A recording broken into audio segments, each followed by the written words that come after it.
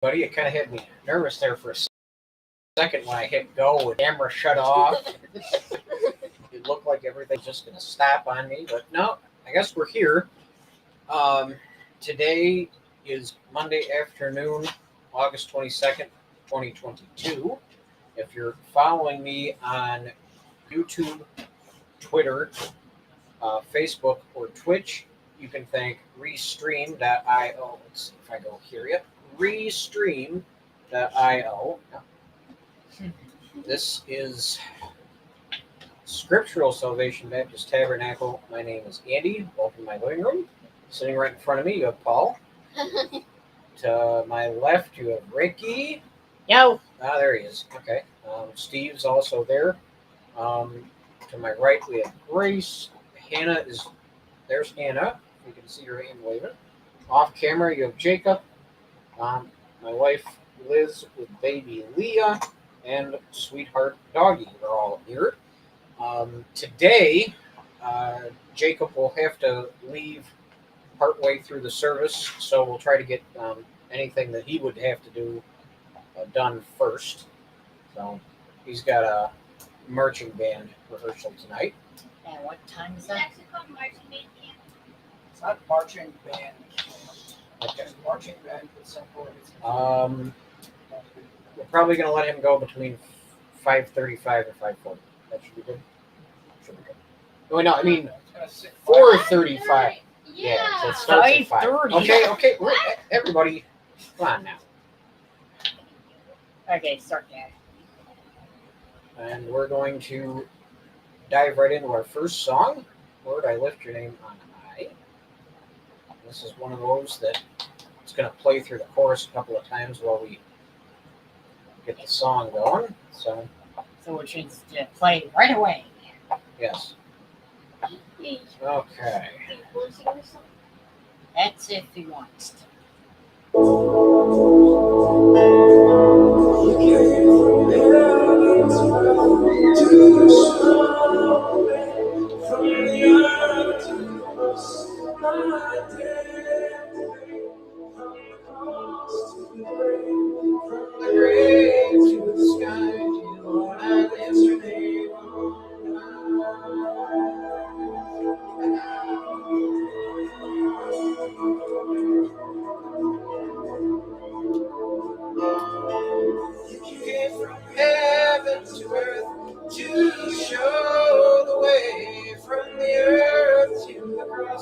My debt to pay.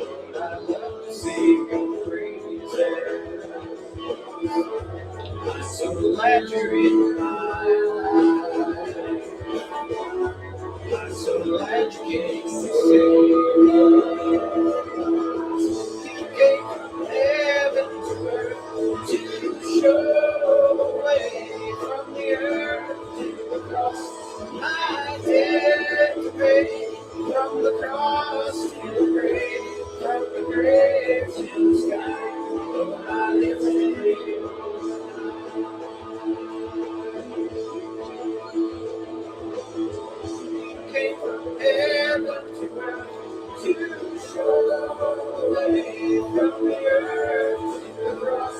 My debt is paid from the cross to the grave, from the grave to the sky. Lord, I live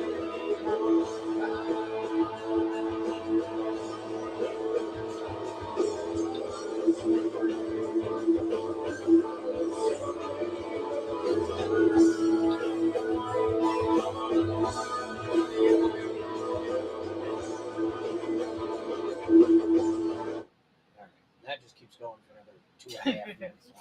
Yeah, no thanks. So last week I had said we were going to not jump right into Exodus this week. We would take a little bit of a break. And the reason being is next Sunday, I got invited to a church near here, about half an hour away. And they're going to interview me to see if I fill their need for their pastor vacancy. Name of the church, Oneida Lake Congregational Church. So if that does go through, I'm going to need to save Exodus until that happens, and if it doesn't, we'll just go at what we've been doing all along. If it works, it works. It doesn't, it doesn't. It's we'll all see. Next week is the last Monday in August. We'll do our normal communion next week.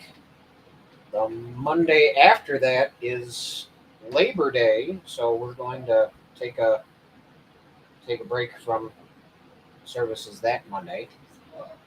No, school doesn't start on Labor Day.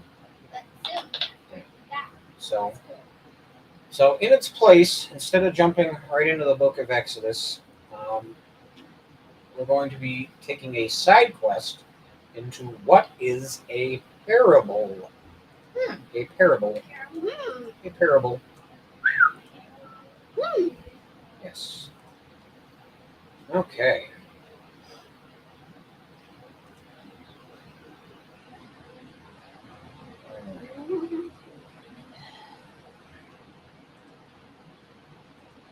Okay. We will start with Psalm number 40. I waited patiently for the Lord. He inclined me to me and heard my cry. He drew me up from the pit of destruction, out of the miry bog, Yep. and set my feet upon a rock, making my steps secure. Very good.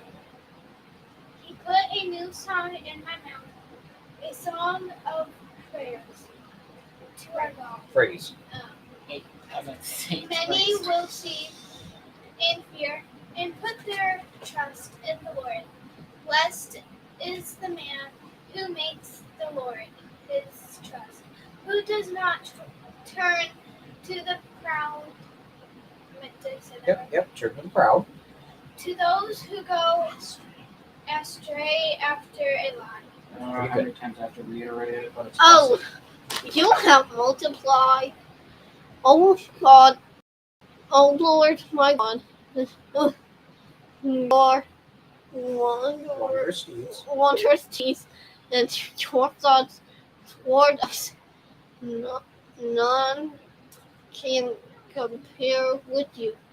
I will proclaim until of them, yet they are more than can be told.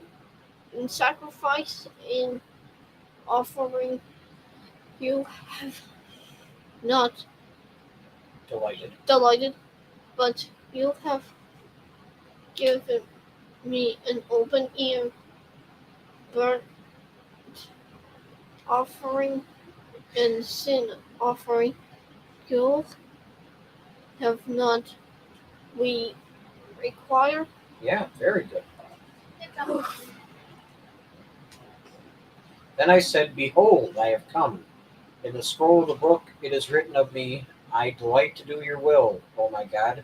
Your law is within my heart. I'm told the glad news of deliverance in the great congregation. Behold, I have not retained my lips, as you know, O Lord. I have not hidden your deliverance. Within my heart, I have spoken of your faithfulness and your salvation. I have not concealed your steadfast love and your faithfulness from the great congregation. As for you, O Lord, you will not restrain your mercy for me, your steadfast love and your faithfulness will ever preserve me. For evils have encompassed me beyond number, my Iniquities. Have overtaken me, and I cannot see. They are more than their heirs. The hairs of my head. Oh, hairs of my head. My heart fails me. Be pleased, O Lord, to deliver me. O Lord, make haste to help me. Let those be put to shame and disappointed altogether who seek to snatch away my life. Let those be turned back and brought to dishonor who delight in my hurt. Let those be appalled because of their shame, who said to me, aha, aha. Oh, sorry. But may all who seek you rejoice and be glad. And you may those who love you your salvation. So Say continually. say continually, great in the Lord. Is the Lord. As for me, I am poor and needy, but the Lord takes thought for me. You are my help and my deliverer. Do not delay. Oh my God. Wow, falling down. Okay. Then you didn't do Oh, So we have some words here: paragon, paradox, parody, paradigm, paraphrase, paragraph, parasite, parallel. All of these have something in common. They come from the Greek prefix para, which is beside or alongside something. Ah. A paragon is a perfect example of something. Sounds like an octagon. Yeah, but it's not a shape at all. Paradox is something that looks contradictory, but it has some truth in it. A parody is a humor of something. A paradigm is a model of something. A paraphrase is when you retell something that somebody else has told. So all these words come from the same prefix, para. Oh. Paragraph are sentences that are put together and follow each other. Parasite is an organism that needs another one to live. So it lives alongside another organism. And parallel are two lines going together that stay equidistant from each other. Train So tracks. that's why they're equidistant. That's in the example that's easiest for that is train tracks. Ah. What about those different ways? Do they still touch? Parallel lines do not. They How never about- touch. They No. always go. They always straight. are exactly the same distance apart from each I other. cannot make a parallel line because whenever I do, it will always touch, no matter how long I do it. So that brings us to the word in the question. We have all of those para words. What is a parable? It's an earthly story with a heavenly meaning. So you tell a story that we as citizens of Earth would understand, but it has a meaning that explains a little bit of what heaven is. And that's what a parable is. It's alongside, it's an earthly story with heavenly meaning alongside it. And what parables come along with is, how do you explain something that's infinite, that doesn't have an end, that is immense, that is indescribable, such as heaven, such as the divine? And what Jesus chose to do is he chose to teach people little bits of heaven through parables, things that we would understand here on earth because they relate to us, but they're about a little glimpse of what heaven is like, but never fully 100% exactly what heaven is.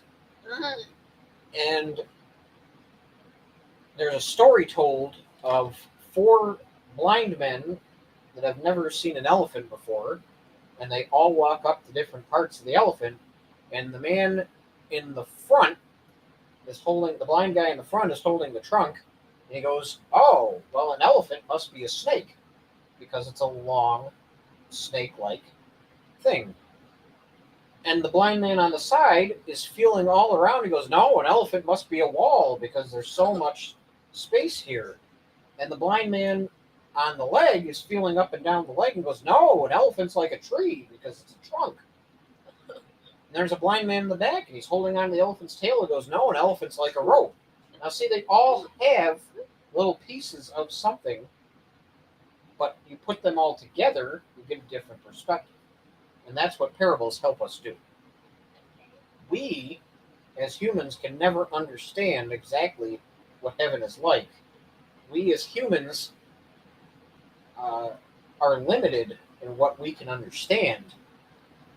But Jesus gives us little glimpses of what heaven is like.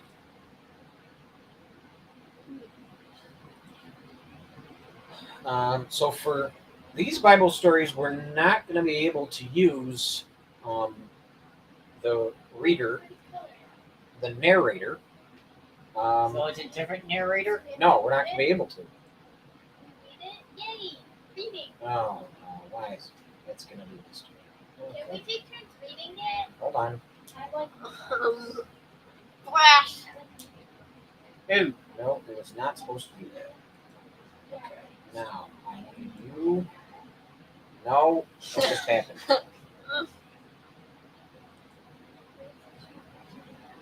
I'm here, right? Yep. Okay. I'm here. This is so messed up.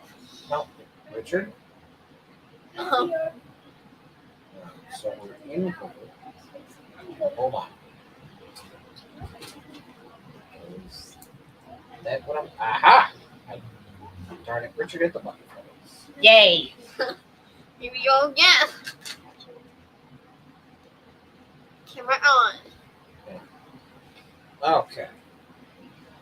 So we're going to give a little hint at what parables are. Hannah, do you want to read this little piece from Matthew? You are the light of the world. A city set on a hill cannot be hidden, nor do people light a lamp and put it under a basket, but on a stand, and it gives light to all in the house. Okay. And here it is from Mark.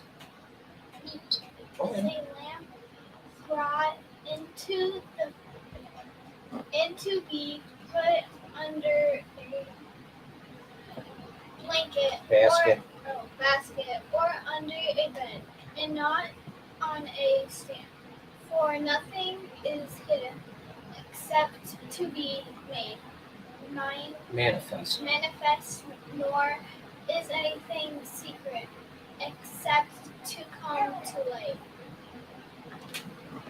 No one, after lighting a lamp, covers it with a jar or puts it under a bed, but puts it on a stand so that those who enter may see the light. Nobody saw any of that because I forgot to do this. All right, so I'll just throw those verses back up there quick. So it comes to us in 3 different places. And what would have been happening is Jesus would have been out teaching people, and he would have been talking to the crowds.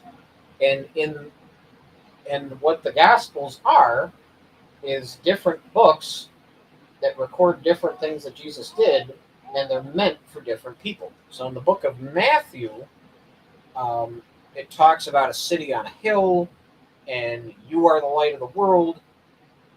And people don't light lamps and put them under things, but you put it up on a stand, it'll light your whole house. And in Mark, it's a completely different book.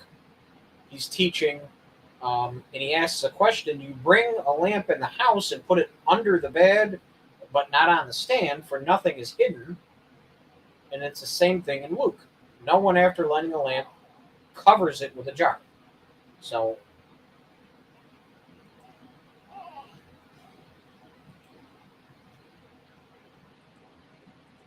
okay. You want to go? So, there are two parts to this parable, and it may seem straightforward that we're talking about a lamp and lighting it, and either you hide it and your house stays dark, or you put the lamp up and it lights your house. But there are two parts to this parable. In Matthew, he talks about you are a city on a hill, and in all three of the parables, it talks about the lamp inside the house.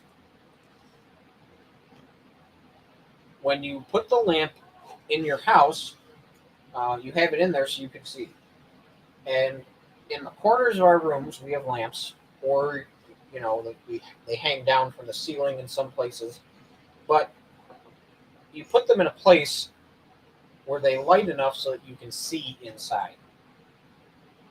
You don't put them underneath baskets, underneath beds. You don't cover them up with jars. These all limit the light. Like I said, lamps are either tall or they hang down from the ceiling, because from there they chase away the darkness so that you can see inside.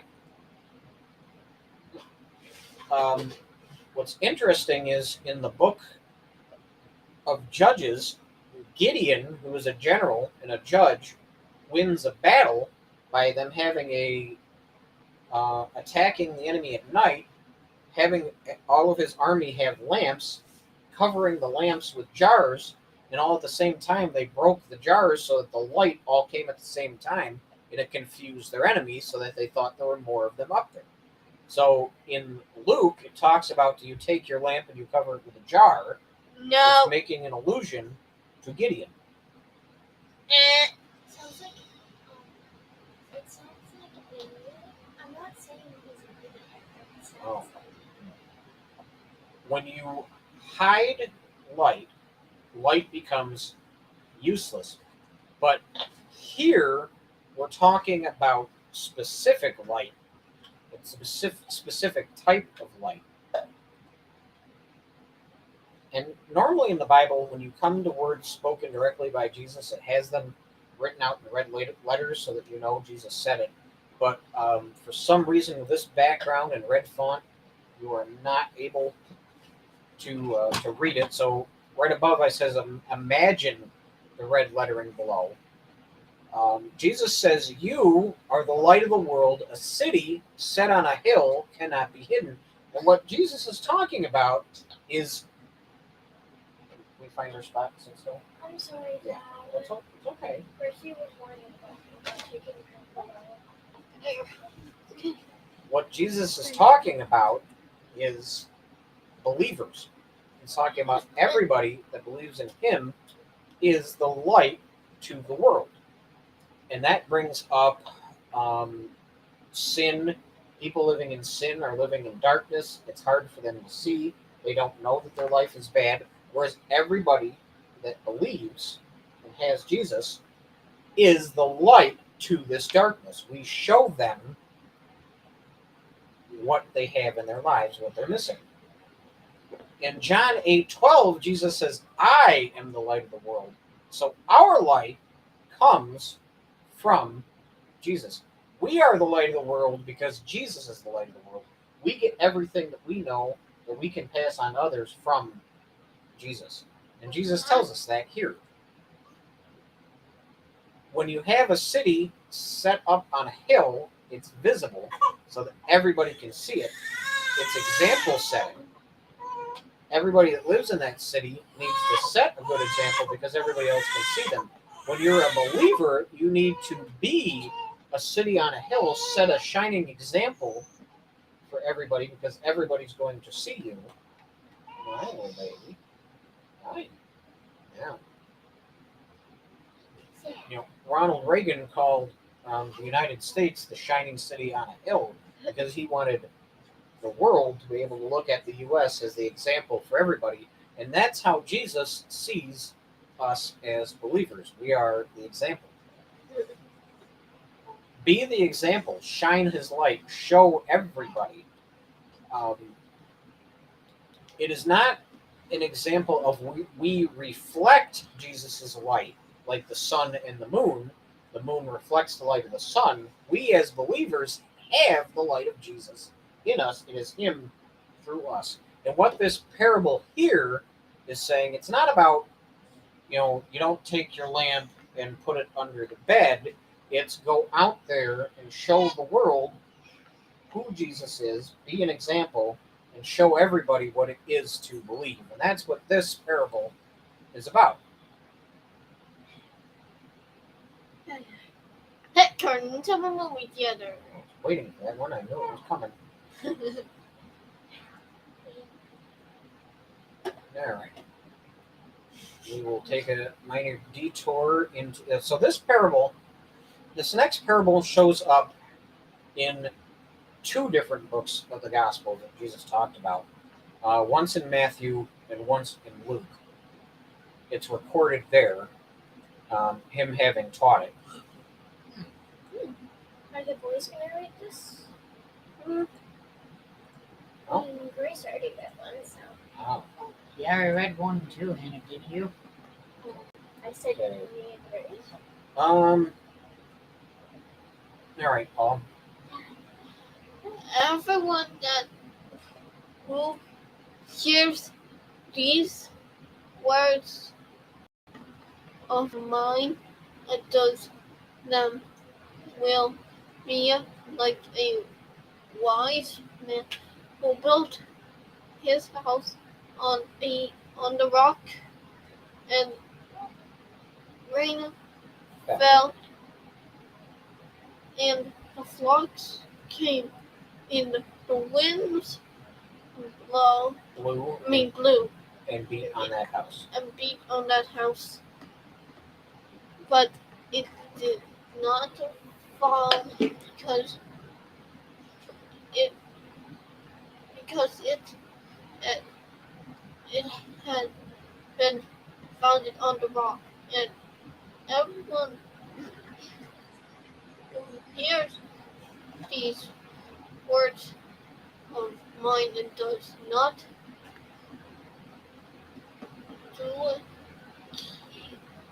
them will be like a foolish man who built his house on the sand, and the rain fell, and the floods came, and the winds blew fast beast against the house, and it fell.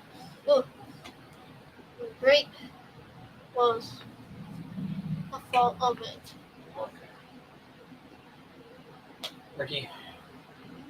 Alright.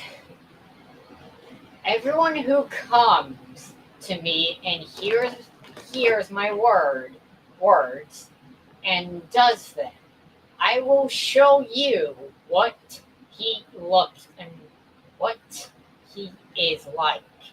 He is like a man building a house who dug deep and laid the foundation on the rock, and when a flood arose, the stream broke against that house. What? No, just keep reading, Ricky. And could not shake it. How's that say it? And could not shake it because it has been well built. But the one who hears and does not do them is like a man who built a house on the ground without a foundation. When the stream broke against it, immediately fall. It immediately it fell, and the ruin of that house was great. Yeah.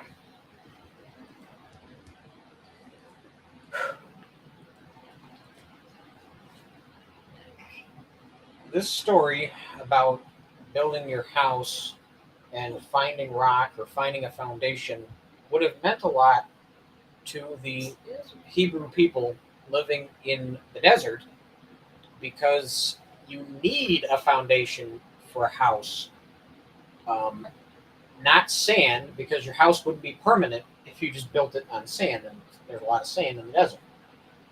So far, in when we were talking about the book of Genesis, it talked a lot about tents. They moved around a lot, they were nomadic. But here, by the time Jesus comes along, it's a stable society. They have permanency, but you can't just take a house and build it on the sand. Now, is this story here talking about going out and building a house? No. No. It's a parable. It has a meaning. So no, it's not talking about going out and building a house and finding a contractor and the three little pigs and helicopters. No, it has nothing to do with that, actually. It's a deeper meaning. What Jesus was doing is he was talking to them in terms that they would understand about building houses on foundations and not on sand. But, so the two builders in the story have something in common. They both build a house. Maybe even they look the same. So you could take a house and build it on the sand and have it look exactly like the house that was built on a solid rock foundation. The problem is the moment the sand shifted, your house was gone. So it didn't matter how nice it made it look inside. If it doesn't have a foundation, it's going to crumble. Bless you. Now, everyone builds a house, and what that is talking about is you go out and you live your life. As you live your life, you learn things, you experience things. You have to weather storms in life, so things get tough for you. You have to have a way to get through tough times in your life. You need a house full of experiences. And what this is talking about is, what is your life based on? Our foundation normally stays hidden unless there's some sort of catastrophe in our lives. So normally, you're looking at our house. You normally don't see the foundation that a house is built on unless something bad happens, and then the foundation is tested. And it's the same thing with our lives. So as we're building our lives, we're building our house full of experiences. You normally don't see the type of foundation that somebody else has in their life until something bad happens. And the rains came down and the floods came up. That is just telling us that tests can either come from heaven, being the rain coming down. God can test our lives with certain things, or they can come from earth, all the stuff around us, like a flood. Now, having a strong foundation, believing in the Bible, believing in Jesus, you are able to get through tests and catastrophes and calamities. When you build your house on the strong foundation of Jesus, being a believer and believing in what the Bible tells us, you're able to get through the storms of life. But you don't have a foundation, meaning you don't believe in Jesus or the Bible or anything. You believe in science, or you believe in evolution, or you believe in the Big Bang, where there is no meaning in life. You have no faith, you have no hope. When things happen to you, you really don't have something great to look at to help you pull through when something bad happens. Build your life on the strong foundation that is Jesus and the Bible. And when bad things happen, you're able to look forward to Jesus pulling you through these things. When in Proverbs 10:25 it says, "When the tempest passes," a tempest being a strong storm, "the wicked is no more, but the righteous is established forever." The righteous, being the believers, have a firm foundation in what they need to believe in. They have something greater that they believe in. They stay forever. But when a strong storm comes and it tests the wicked or the people that don't believe, it wipes them out. They don't have anything left. Is it time for you guys to go? Yeah. Let me just finish this slide here. "And everyone who hears these words of mine and does not do them." So Jesus at the end of this parable says, everyone who hears these words and does not do them, just because you hear something doesn't mean you learned anything from it. Even the devil knows his scripture. Even the devil knows what the Bible says. He can hear it all day, even quote it back to you, but it doesn't mean he understands it and uses it the right way. All right, you guys go.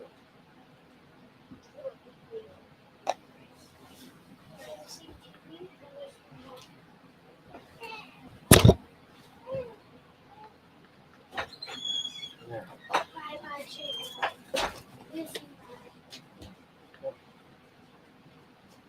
Seed shower. All right. So this is a little bit of a longer. It's a seed sower, not a seed shower. Well, I guess it could be a shower of It seeds. sounds like shower. Seed sower. Sower. Sour. You're Sounds like sowing the sour. seeds. You're What? sowing the seeds. How are we supposed Anyway. All right. So I'll go ahead and read through this one, but I'll only read one of them because it's a little bit of a longer parable. I'll read it. It's not super long. I'll read it. Come on. Okay, we only need to read through one of them. What do you mean, come on, Richard? Do you not want me to read? Stop. Okay, Not what I- read right out of Matthew. And he told them many things in parables, saying, a shower went out to sow. Sower went out to sow. Yep. And as he sowed, some seeds fell along the path, and the birds came and devoured them. Other seeds fell on rocky ground, where they did not have much soil, and immediately they sprang up, since they had no depth of soil. But when the sun rose, they were scorched, Yep. and since they had no root, they withered away. Other seeds fell among thorns, and the thorns grew up and choked them. Other seeds fell on good soil and produced grain, some 100-fold, some 60, some 30.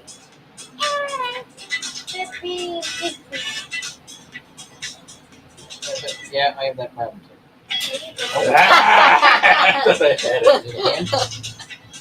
Got it? Nope. Go, bring it in. Okay, that works too. Okay. Oh my gosh. Anyway, it's pretty much the same in all three places. All right, so it's the same. We don't have to read through it 3 times. Because that would be boring. No, it has nothing to do with boring, Richard. It's just no need to. It's the same parable in 3 different places. She said hi to me. Yep. Oh, speakerphone. Okay. Puppy. And he told them many things in parables. And the reason Jesus does this is he's creating an illustration for people to remember. You might not remember that you need to build your house on a solid foundation and not on sand. But if you're told a parable about it, building your house on the rock and not on the sand, you might remember it. There also is a little Sunday school song, "The wise man built his house upon the rock. The wise man built his house upon the rock. The wise man built his house upon the rock. The wise man built his house upon the rock, and the rains came tumbling down. And the rains came down, and the floods came up. The rains came down, and the floods came up. The rains came down, and the floods came up, and the house stood firm. And then the baby honked like a truck. And the foolish man built his house upon the sand. The foolish man built his house upon the sand. The foolish man built his house upon the sand. And the rains came tumbling down. Let's just say that I know the rhythm. The rains came down, and the floods came up. The rains came down, and the floods came up. The rains came down, and the floods came up. And the house on the sand went splat. Splat. I don't think that's. Ew, she spit. Yeah, she's good. So, when Jesus teaches like this, you're more apt to remember a little story or well, Jesus taught in stories like this because they had meaning to our lives. And then later on, much later on, they're adapted to songs. I'm like, I can know the. Now, back in ancient times, everybody had knowledge of how to sow a field.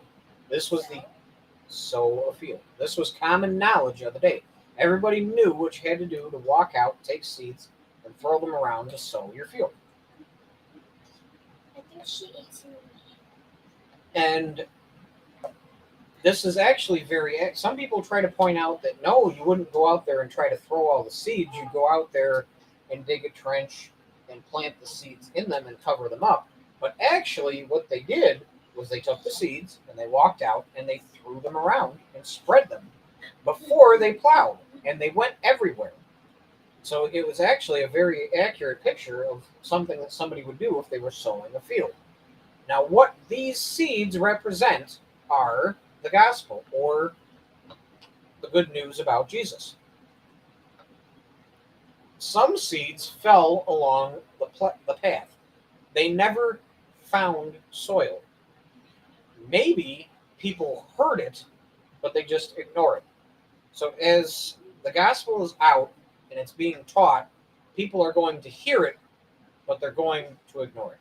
There are many people in my day that I've told and talked to the Bible about, and I know they heard me, but they just ignore it. These people are the seeds that fall along the path. They get trampled on, they don't take root and grow. I'm sorry, Daddy. It's all right. I'll put this back up. I'm not going to be able to. Other seeds fell on rocky ground. Now, in rocky ground, there isn't much soil. And what is one thing that a plant really, really needs other than sun and water? Soil. You need ground. When you throw a plant seed somewhere where there's not a lot of soil, it's not going to be able to put down roots. It's going to shoot up. Now, what this is talking about is there are some people that hear the gospel about Jesus, and they don't have firm roots. But they get excited about Jesus. They grow fast. They go around. They talk to people about Jesus. But then they run out of the information that they have. They're not grounded. They become burned out when people test them about it. So, no, come through, Grace. Just walk this way. It's fine. All right. Other seeds fell among thorns. Now, you go out there and you talk to people about Jesus, and thorns are trappings of this world. They choke your belief. If you're not willing to live your life with Jesus at its center, the things of the world are going to pull you away from who he is. And the thorns, just like thorns, can grow in soil and are weeds and surround plants and kill them. The world and all the sins that are out there take new believers and they make it so that they can't grow and believe in Jesus. Way, way, way back in Genesis, we learned about Abram and Lot. And Lot was Abram's nephew, and he lived in a city. It was Sodom, and he loved living in this city. He had status there. Um, People liked him a lot, and it was tough for him to leave, even when he was told that the new guests came in there and it was really bad, and they told him you need to get out of here because this city's going to be destroyed. Lot didn't care about it. He wanted to stay in the city because he had good things in the city. He even lost his wife over it. Thorns and sin can take people who believe and make them lose their belief. Other seeds fell on good soil and produced. And then you can talk to some people, and it might seem unlikely. You can talk to them about Jesus, and they're going to grow roots, and they're going to learn their Bibles, and they're going to go out there and be able to learn Jesus and teach him to other people. You take the same gospel message, these seeds, and throw them into different places, it has different outcomes. It has nothing to do with the person that's spreading the seed, it's where the seed lands. This is to tell you that as you're going out trying to talk to people about Jesus, you're going to meet different types of people in your life. Some people are going to accept it. Some people are going to burn out quickly. Some people are going to reject it outright. And some are going to grow in Jesus. It's all part of God's plan. It's the sovereign plan. We've mentioned this before. Yeah. Like glass breaking. It's part of the plan. It's just from the splits. And then we have one more parable here. And it's about sheep. I was Sheep. going to say Jason should read, but he's not here. Mind if I do the last one? So this one is about sheep. Sheep. How about Excuse me. Math. Okay. Girls. Oh, she's smiling at me, Daddy. Like your daddy. Oh, you should read it. No. I'll just right. Oh. Okay. Ricky. Alright. What do you think? If a man has 100 sheep and one of them has gone astray, does he not leave the 99 on the mountain and go search for the one that went astray? And if he finds it, truly I say to you, he rejoices over it more than over the 99 that never went astray. Same story. But what man of you having 100 sheep, if he has lost one of them, does not leave the 99 in the open country and go after the one that is lost until he finds it? And when he has found it, he lays it on his shoulders. And when he comes home, he calls together his friends and his neighbors, saying to them, "Rejoice with me, for I have found my sheep that was lost." Just so I tell you, there will be more joy in heaven over one sinner who repents than over 99 righteous persons who need no repentance. Okay.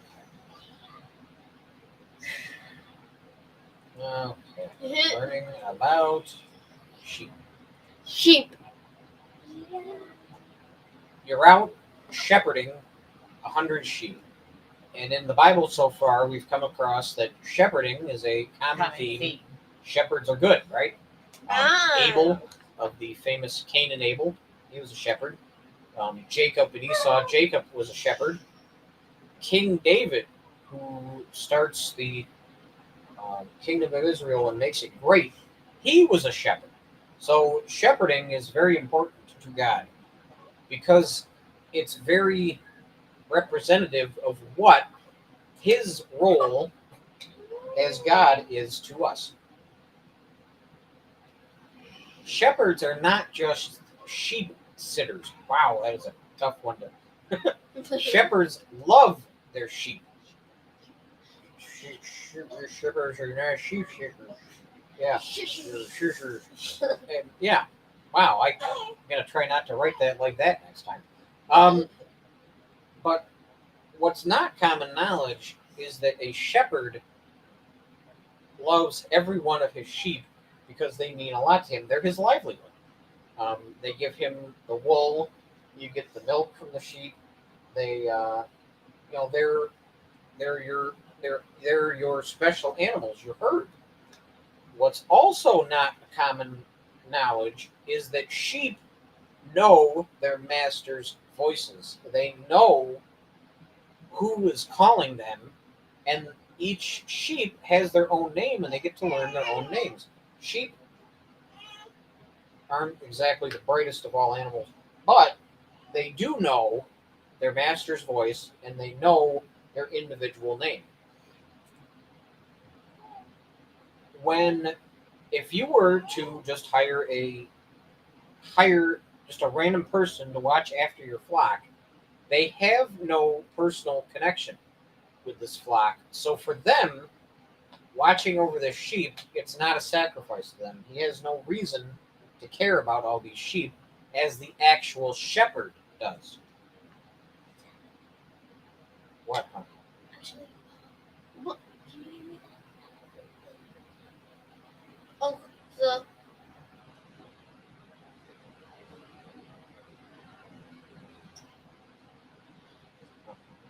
It's a little glove ball. It looks like nope, you're right there by your left hand. Nope, you went way too far. Go back. Never mind. Oh, it's okay. Jesus tells us, I am the good shepherd. Jesus and God compare themselves to being shepherds over us as believers, and He is the shepherd, we are the sheep. Jesus would leave the 99 stable sheep to go find the one sheep that has gone astray. Jesus seeks after us sinners, his flock, because sheep are helpless animals. They don't try to find their way back home. They're not like if you let a cat out, the cat's going to try to find its way home. Sheep don't do that.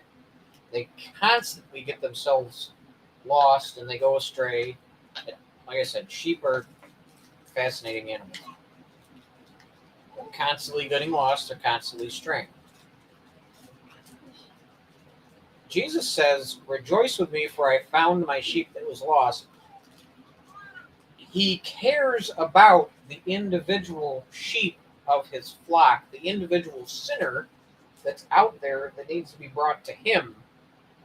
That shows us that we have a personal relationship with Jesus.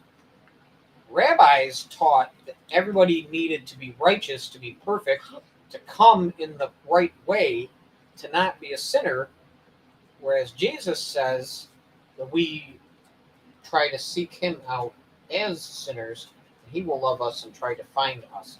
And this was way different than what was being taught in that day. Jesus teaches we are all sinners that need him. Heaven is excited when somebody who's a sinner comes to Jesus, whereas the rabbis and Jewish leaders of the day taught that everybody had to be perfect. So this was way different than everything that was going on. So this isn't about a shepherd going out and finding one lost sheep. This is about God's relationship with us, he being the shepherd, we being the sheep. Constantly as humans, we make mistakes and we stray off our journey, but he will come out and find us and bring us back to the flock, to the fold, and will rejoice when we come back to him. And that is the introduction to what a parable is. We're going to try a new song this week called Indescribable. Yeah, I know. Ready?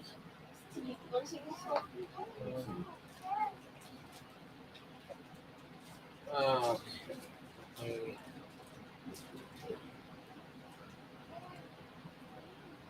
Indescribable. All right.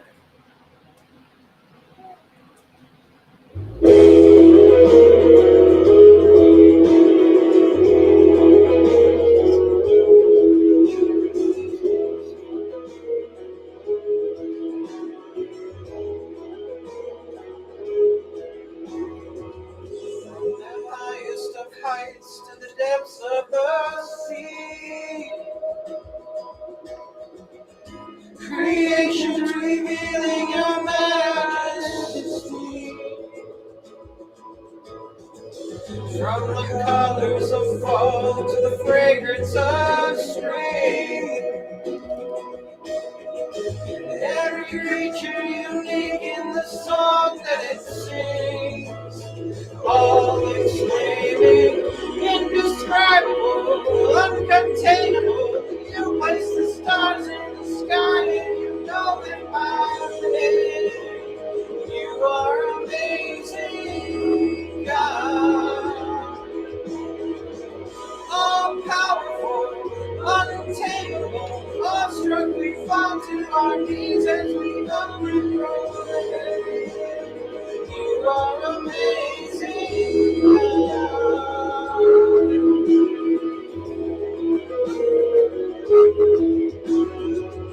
Who has told every lightning bolt where it should go? Or seen heavenly storehouses laden with snow? Who imagined the sun and gives source to its light, yet conceals it to bring us the coolness of night? None can fathom, indescribable, uncontainable. You place the stars in the sky and you know it by name. You are amazing, God. All powerful, untamable, awestruck we fall to our knees as we humbly proclaim. You are amazing, God. You are amazing, God. You are amazing, God. Uncontainable, you place the stars in the sky and you know them by name. You are amazing, God. All powerful, untamable, awestruck we fall to our knees as we humbly proclaim. You are amazing, God. Incomparable, unchangeable. You see the depths of my heart and you love me the same. You are amazing, God.